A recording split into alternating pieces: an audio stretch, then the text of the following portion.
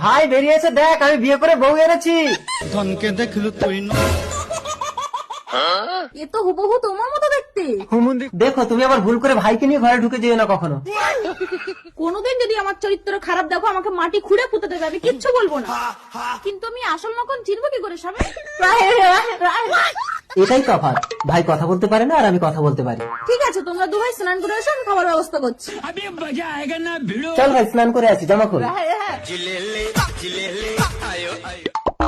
তুমি চলে এসছো স্বামী, তোমার গোগা ভাইটা আপনার স্নান করে আসেনি, ঘর ফাঁকা আছে, তাড়াতাড়ি ভিতরে চলো। ছি ছি ছি রে ননি। এই আমাদের দিদি ছেলে ভাই কি নাম দেবে গো? তুমি আমার স্বামী না, তুমি আমার স্বামীর ভাই।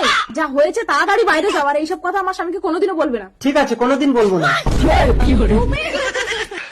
তোমরা তাহলে কিছু ভুল করে ফেলে তাকে এইভাবে চাপা দিয়ে দাও নাকি? কি করবো, সতী সাজতে হবে তো। দাদা দাদা, আমাকে একটু হাসপাতালে নিয়ে চলুন না। চেনা নেই জানা নেই একটা সুন্দরী মেয়েকে আমি হাসপাতালে নিয়ে যাবো কেন? বাড়িতে আমার বউ আছে, দুটো বাচ্চা আছে, আমার বউ তো কই কোনোদিন কোনো পুরুষের দিকে চোখ তুলে তাকায় না। আরে মেয়েটা গেল কোথায়? ডাক্তারবাবু দেখুন তো, হঠাৎ মাথা ঘুরে পড়ে গেল কেন? আপনি বাবা হতে চলেছেন। আরে কি বলছেন? ওই বাচ্চার বাবা আমি না, ওই মেয়েটাকে আমি চিনি না। না না, এই বাচ্চা ও।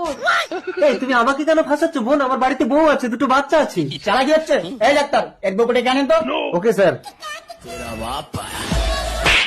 দু বাচ্চার বাবা হয়ে তুমি অন্য মেয়েকে নিয়ে লীলা করছো? বিশ্বাস করো বউ, এই মেয়েটাকে আমি চিনি না, ও আমাকে ফাঁসাচ্ছে। ঠিক আছে, মেডিকেল চেক আপ করলে সব ধরা পড়ে যাবে। করো।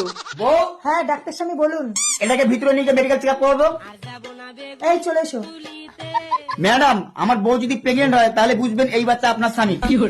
ডাক্তার স্বামী এটাকে ভালো করে চেক আপ করে দেখলাম, এর বাবা হওয়ার কোনো ক্ষমতাই নেই। ও বউ, আমার তো বাবা হওয়ার ক্ষমতা নেই, তাহলে তোমার দুটো বাচ্চা কি করে হলো? এই যদি লোকের বাচ্চাকে তোমার নাম দিতে পারে, তাহলে আমি কেন পারবো না?